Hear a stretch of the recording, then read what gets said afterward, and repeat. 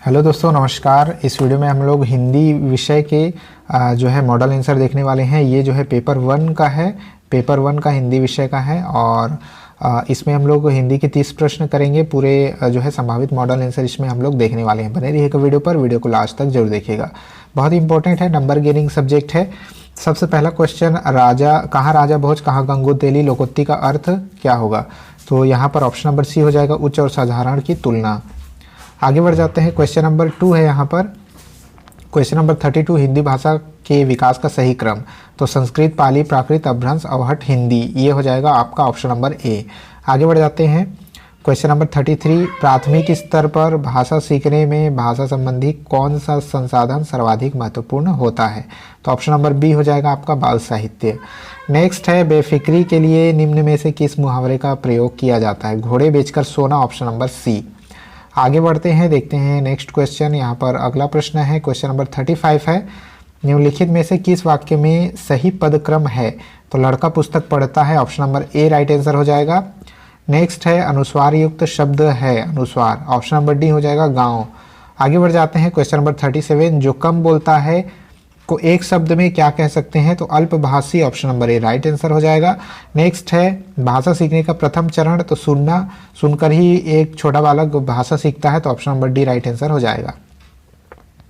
Next है, इनमें से कौन सी भाषा आकलन की सबसे प्रभावी तरीका है? सबसे कम प्रभावी तरीका है, ये आपसे पूछा जा रहा है।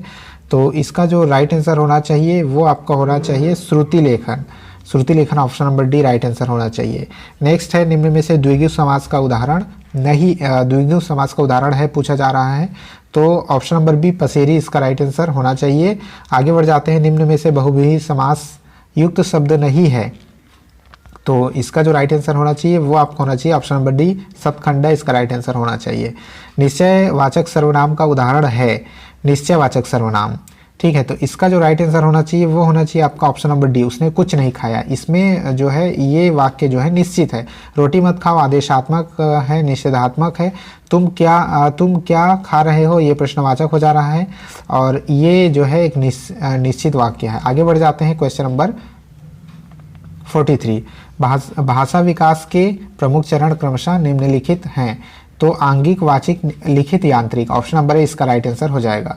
नेक्स्ट है, क्वेश्चन नंबर 44, निशाचर का अनेकार्थी शब्द क्या होगा? ऑप्शन नंबर ए उल्लू, इसका राइट आंसर हो जाएगा। नेक्स्ट है, निम्नलिखित वाक्यों में संदेहवाचक वाक्य को पहचानना है। उसने खा लिया होगा, option number C right answer हो जाएगा। नेक्स्ट है, निम्नलिखित वाक्यों में से शुद्ध वाक्य है, शुद्ध वाक्य पहचानना है, तो इसका जो राइट आंसर होना चाहिए वो होना चाहिए ऑप्शन नंबर डी, साहित्य और जीवन का अभिन्न संबंध है। नेक्स्ट है, उतर गई लोई तो क्या करेगा कोई, लोकोक्ति का अर्थ क्या होगा? तो ऑप्शन नंबर ए इसका राइट आंसर हो जाएगा, सम्मान नष्ट हो जाने के बाद फिर किसकी चिंता। नेक्स्ट है, चिरंतन शब्द का विलोम पूछा जा रहा है, तो चिरंतन मतलब होता है सनातन और इसका हो जाएगा उल्टा, इसका विलोम हो जाएगा नश्वर। आगे बढ़ जाते हैं, नेक्स्ट है 49, किस खेत की मूली मुहावरे का प्रयोग किस अर्थ में किया जाता है? तो अधिकारहीन, option number B right answer होना चाहिए। नेक्स्ट है, ध्वनियों के मेल से बने सार्थक वर्ण के समुदाय को क्या कहते हैं? सार्थक पूछा जा रहा है, तो ऑप्शन नंबर सी शब्द इसका राइट आंसर हो जाएगा। अक्षर होता है, ध्वनि के मेल से अक्षर बनता है, लेकिन वो जो है सार्थक नहीं होता है, तो ऑप्शन नंबर सी शब्द जो है राइट आंसर होना चाहिए। आगे बढ़ जाते हैं, नेक्स्ट क्वेश्चन है, सामान्यतः बालक ध्वनि को सुनकर प्रतिक्रिया देना प्रारंभ कर देता है, तो 6 से 7 माह, option number B right answer होगा। संज्ञा या सर्वनाम के जिस रूप से वाक्य के अन्य शब्दों के साथ उसका संज्ञा सर्वनाम का संबंध सूचित हो उसे क्या कहते हैं? तो उसका संबंध बताने के लिए कारक चिन्हों का प्रयोग किया जाता है, कर्ता ने कर्म को करण से, इस तरह से। आगे है, निम्न स्वरों में से ह्रस्व स्वर कौन सा है? ऑप्शन नंबर ए अ हो जाएगा। नेक्स्ट है, हिंदी व्याकरण में कितने प्रकार के लिंग होते हैं? तो 2 हो जाएगा, पुल्लिंग, स्त्रीलिंग। नेक्स्ट है, क्वेश्चन नंबर 55, जातिवाचक संज्ञा का उदाहरण पहाड़ हो जाएगा। नेक्स्ट है, निम्न शब्दों में तत्सम शब्द कौन सा होगा? तो वत्स, option number A right answer हो जाएगा। नेक्स्ट है, उपर्युक्त उपसर्ग युक्त शब्द कौन सा होगा? तो इसका राइट आंसर होना चाहिए परिधि, ठीक है, ऑप्शन नंबर बी इसका राइट आंसर होना चाहिए। आगे बढ़ जाते हैं, क्वेश्चन नंबर 58, कौन सा प्रश्न कक्षा में बहुभाषिकता को परिभाषित करता है? बहुभाषिकता, तो option number D right answer हो जाएगा। माँ को अपनी अपनी भाषा में क्या कहते हैं? तो अपनी अपनी भाषा में, यानी वो अलग अलग लैंग्वेज जानने वाले बच्चे वहाँ पढ़ते हैं, तो अपनी अपनी भाषा में मास शब्द को क्या कहेंगे, ये बहुभाषिकता को परिभाषित करता है। आगे है स्त्री का पर्यायवाची क्या होगा, तो इसका जो राइट आंसर होना चाहिए वो होना चाहिए ऑप्शन नंबर बी, वनिता।